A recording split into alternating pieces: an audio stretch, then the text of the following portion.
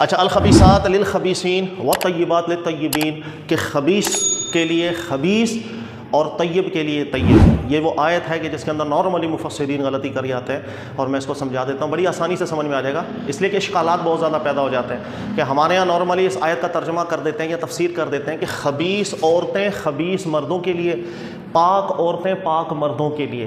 جب یہ ہم ٹرانسلیشن کر دیتے ہیں تو پھر اشکالات وارد ہونا شروع ہو جاتے ہیں کہ ہم اپنے معاشرے میں کئی دفعہ یہ دیکھتے ہیں کہ مرد جو ہے وہ بہت اچھا ہوتا ہے لیکن اس کی عورت جو ہے وہ بچہ نکل آتی ہے. اس کا الٹ بھی ہو جاتا ہے کہ عورت بہت زیادہ نیک ہے، پرہیزگار ہے، لیکن مرد جو ہے وہ بچہ نکل آتا ہے، اس کا ریشو زیادہ ہے. دوسری بات یہ کہ خود قرآن مجید جو ہے وہ ذکر کرتا ہے حضرت نوح علیہ الصلوۃ والسلام، آپ کی جو زوجہ تھی وہ فخانتاہما، وہ ایمان نہیں لے کر کے آئی تھی، اور کفر سے بڑھ کر خباثت تو کوئی ہوتی نہیں. اسی طرح حضرت لوط علیہ الصلوۃ والسلام کی جو خود زوجہ تھیں آپ کی، ایمان نہیں لے کر کے آئی تھی. اس کا ریورس دیکھیں، فرعون کی جو بیوی تھی، فرعون خبیث انسان تھا لیکن اس کی بیوی مسلمان ہو گئی تھی اور ایمان والی تھی، مومنہ تھی. تو قرآن پاک تو خود اس کے ایگزامپلس بہت زیادہ بیان کر رہا ہوتا ہے. تو یہ اشکال ہے جس کو لوگوں کو میں بڑی آسانی سے سمجھا دیتا ہوں. دیکھیے گا، پہلی تو ذہن میں رکھیں کہ نارملی مفسرین دو قول ہمیں مل رہے ہوتے ہیں. ایک قول ملتا ہے کہ جو الخبیثات کا جو لفظ ہے، اسی طرح الطیبہ، اس سے مراد عورتیں لے لیں کیونکہ مؤنث کا لفظ ہے نا، تو وہ ٹرانسلیشن کرتے ہوئے عورتیں کر دیتے ہیں ترجمہ، یعنی خبیث عورتیں خبیث مردوں کے لیے، اسی طرح طیب پاک عورتیں پاک مردوں کے لیے. اچھا، پھر اس کے بعد مفسرین کے مزید دو آگے شاخیں بن جاتی ہیں کہ ایک مفسرین کا طبقہ ایسا ہے کہ جو ذکر کر دیتا ہے کہ یہ دنیا کی بات ہے، اور ایک طبقہ ذکر کرتا ہے یہ آخرت کی بات ہے. یعنی کہ دنیا کی بات یہ کہ اللہ تعالیٰ نے اس دنیا کے حوالے سے بات ذکر کی ہے کہ خبیث مرد خبیث عورتیں خبیث پاک جو عورتیں ہیں وہ پاک مردوں کے لیے. اچھا، اس پہ وہی اشکالات ہے جو میں نے ابھی ذکر کر دیا، لیکن بعض مفسرین وہ یہاں پہ تعویل یہ بیان کر دیتے ہیں کہ یہ آیت جو ہے یہ آخرت سے متعلق کلام کر رہی ہے. یعنی بروز قیامت اللہ رب العزت کی بارگاہ کے اندر طیب لوگ الگ ہو جائیں گے، خبیث لوگ الگ ہو جائیں گے، اور جو خبیث عورتیں ہیں وہ خبیث مردوں کے گروہ میں ان کے ساتھ جوڑے بنا دیے جائیں گے، اور جو پاک عورتیں ہیں وہ پاک مردوں کے ساتھ ان کا جوڑا بنا دیا جائے گا. لیکن ان دونوں تفسیروں کے اندر اشکالات ہیں. اگر آخرت کی یہ بات چل رہی ہو تو اسی آیت کا اگلا حصہ ہے اولئک مبرؤون مما یقولون، کہ یہ وہ ہستیاں ہیں کہ یہ بالکل بری ہیں ان جملوں سے، ان باتوں سے جو یہ کفار کر رہے ہیں. یہ دنیا کی بات چل رہی ہے، اس لیے کہ وہ جو تہمت لگائی تھی بعض لوگوں نے ام المومنین عائشہ صدیقہ رضی اللہ تعالیٰ عنہ پر اور صفوان صحابی پر، تو اس کے بعد یہ سب آیتیں، اور اس کے بعد کنکلوژن جو کلائمیکس ہے وہ اللہ تعالیٰ نے اس آیت میں ذکر کیا. اور اللہ فرما رہے ہیں ام المومنین عائشہ صدیقہ ہوں یا صفوان ہوں، یہ پاک ہیں ان ناپاک جملوں سے جو وہ بات کر رہے ہیں. اسی آیت کا جو لفظ تقاضا کرے تو دنیا کی بات ہے، دنیا کی پاکیزگی اللہ تعالیٰ ذکر کر رہے ہیں. ٹھیک ہے. دوسرا اشکال یہ وارد ہوتا ہے، اگر کوئی آخرت کی بات چل رہی ہو تو آخرت کے اندر جہنم میں کیا جوڑے بنا کر کے ڈالا جائے گا کہ یار یہ مرد ہے اس کے ساتھ یہ عورت ڈال دی، یہ جوڑا بن کے جہنم میں جائے؟ یہ بالکل ایک عجیب و غریب قسم کی تفسیر ہو جاتی ہے. اس لیے ذہن میں رکھ لیجیے گا کہ اس آیت کے اندر خبیثات سے مراد عورتیں ہیں، یہ تفسیر ہی بالکل ٹھیک نہیں ہے. پھر اس کے بعد مزید دو شاخوں میں پڑ جانا کہ دنیا کی عورتیں یا آخرت کی عورتیں. قرآن پاک کی اسی آیت کے اندر اولئک مبرؤون مما یقولون، قول کی بات خود تقاضا کر رہا ہے کہ یہاں پر زوات کی بات ہی نہیں چل رہی.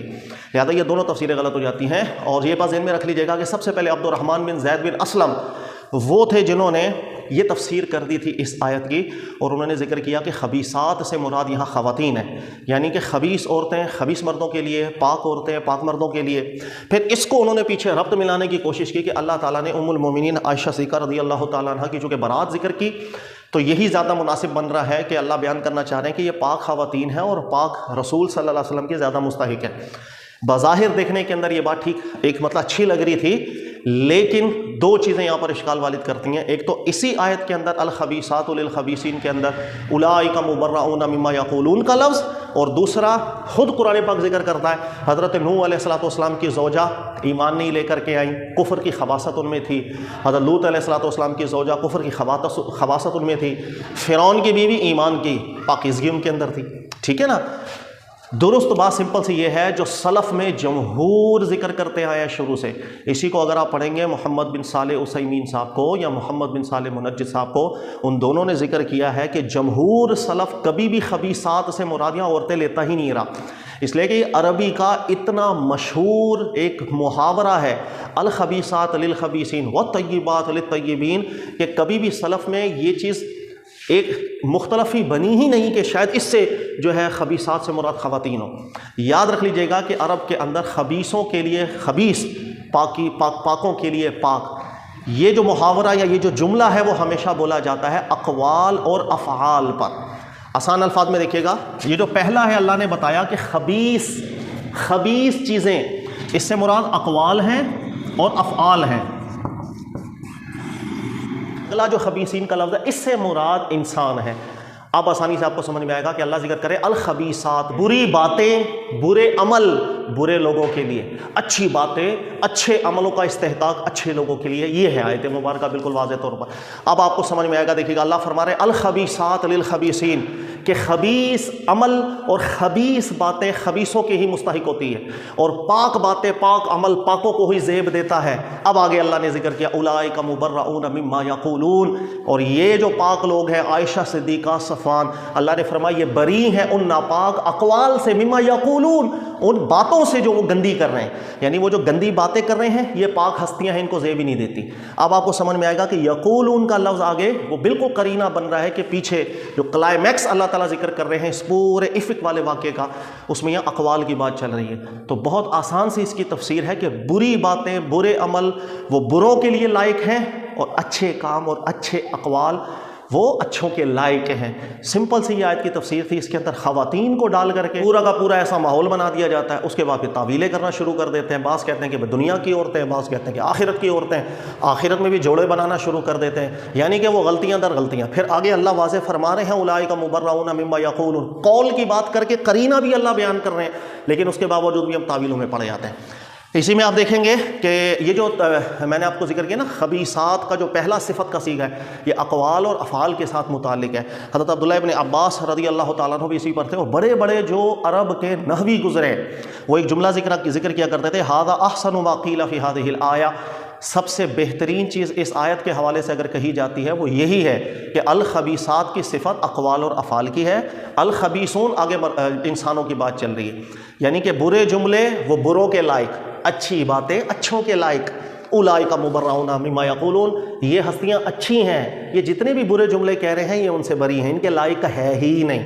یہ ہے آیت بالکل واضح. اور طیب ہو انسان کا دل، اس کی سوچ بھی طیب ہوگی، اس کے عمل بھی طیب ہوں گے. خبیث ہو انسان کا دل، اس کی سوچ بھی گندی ہوگی، اس کے افعال بھی گندے ہوں گے.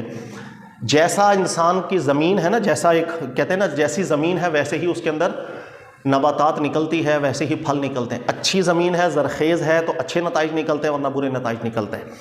اسی طرح اللہ تعالیٰ نے ذکر کیا قرآن میں. اب آپ دیکھیں گے بہت سی آیتیں آپ کو سمجھ میں آئیں گی کہ الیہ یصعد الکلمہ الطیب، کہ اللہ کی بار کے اندر پاک چیزیں ہی مقبولیت کے درجے تک پہنچتی ہیں، خبیث چیزیں نہیں مقبول ہوتی ہیں. اسی طرح نبی علیہ السلام فرمایا کرتے تھے ان اللہ طیب، اللہ تعالیٰ پاک ہے، پاک چیزوں کو پسند کرتے ہیں، اس لیے کہ پاکوں کو پاک چیزیں ہی لائق ہوتی ہیں، ناپاک چیزیں لائق نہیں ہوا کرتی ہیں. ٹھیک ہے. اچھا اسی طرح آپ دیکھ لیں گے محمد بن صالح عثیمین صاحب بھی اس کا ذکر کرتے ہیں، قال جمہور السلف، جمہور السلف وہ اس آیت میں کبھی بھی اختلاف نہیں کرتے تھے کہ الکلمات الخبیثہ، کہ یہاں آیت میں مراد ہے کہ برے الفاظ یا برے افعال للخبیثین، وہ برے لوگوں کے لائق ہوتا ہے، اور اچھے افعال اور اچھے اقوال وہ لائق ہیں اچھے لوگوں کے لیے. کہہ رہے کہ سب سے پہلے عبد الرحمن بن زید بن اسلم تھے کہ جنہوں نے اس آیت میں الخبیثات سے مراد خواتین لے لی تھیں. کہہ رہے پھر وہ یہ نتیجہ نکالا کرتے تھے کہ بری عورتیں برے مرد یہ جوڑے بنتے ہیں. تو انہوں نے کہا پھر آگے ذکر کرتے ہیں، لیکن قرآن پاک خود اس چیز پر اشکال وارد کر دیتا ہے. اللہ قرآن میں فرماتے ہیں للذین کفروا امرأۃ نوح وامرأۃ لوط، کہ دو خواتین ہیں جنہوں نے کفر کر دیا تھا، حضرت نوح علیہ السلام کی زوجہ، حضرت لوط علیہ السلام کی زوجہ. کانتا تحت عبدین من عبادنا صالحین، اللہ نے فرمایا میرے بہت نیک بندوں کے تحت تھیں یہ دو خواتین. فخانتاہما، لیکن ان دونوں نے خیانت کی تھی اور ایمان کو قبول نہیں کیا تھا. اسی طرح حضرت فرعون جو ہے اس کی جو زوجہ تھی وہ ایمان لے آئی تھی، مسلمان ہو گئی تھی، اور بڑا زبردست ان کا ایمان تھا. یہی ذکر کر رہے ہیں کہ قرآن پاک کی آیات اس پر اشکال وارد کر دیتی ہیں کہ یہ دنیا چونکہ امتحان کے طور پر آئی ہے، اور اس امتحان میں ایسا بالکل ہو جاتا ہے کہ ایک نیک شخص اس کو امتحان کے طور پر خاتون ایسی مل جاتی ہے کہ جو مطلب ایک اس کے لیے ایک امتحان ہے. اسی طرح الٹ بھی ہو جاتا ہے کہ وہ خاتون بڑی نیک پرہیزگار ہوتی ہے لیکن اس کو شوہر ایسا مل جاتا ہے کہ جس کے اندر طیب صفت نہیں ہوتی، خباثت کی صفت ہوتی ہے. کیونکہ دنیا چونکہ امتحان کے تو ایک فارمولے کے اوپر ہے، اس وجہ سے یہ تفسیر ٹھیک نہیں بنتی ہے۔ ہاں یہ ہے کہ ہم ایک دنیاوی غالب اطلاق یہ کر سکتے ہیں کہ عموماً یہ دیکھا جائے کہ اچھے لوگوں کو اچھا ہی جوڑا ملتا ہے اور بروں کو برا ہی ملتا ہے، ایک عمومی بات ہے، لیکن قرآن کی تفسیر بن رہی ہے ایسا ہم نہیں کہہ سکتے۔ اور دوسری بات کہ اس سے آخرت کے جوڑے مراد لے لیے جائیں کہ آخرت میں پاک کو پاک جوڑا ملے گا، خبیث کو خبیث جوڑا ملے گا، یہ بھی غلط ہو جاتا ہے کہ اس لیے کہ اولئک مبرؤون مما یقولون، خود اشارہ دے رہا ہے کہ اللہ برات کی بات کر رہے ہیں اور قول کی، تو اس آیت میں قول ہی مراد ہے بھائی، ذوات مراد نہیں ہے۔ تو یہ دونوں تفسیریں غلط ہو جاتی ہیں، اس لیے بہت ایک ٹینشن ہو جاتی ہے اس آیت کو، یار یہ اللہ نے کیا بیان کیا؟ اللہ نے بالکل واضح چیز بیان کی تھی، سلف کے اندر کبھی بھی اس آیت میں اختلاف نہیں ہوا تھا۔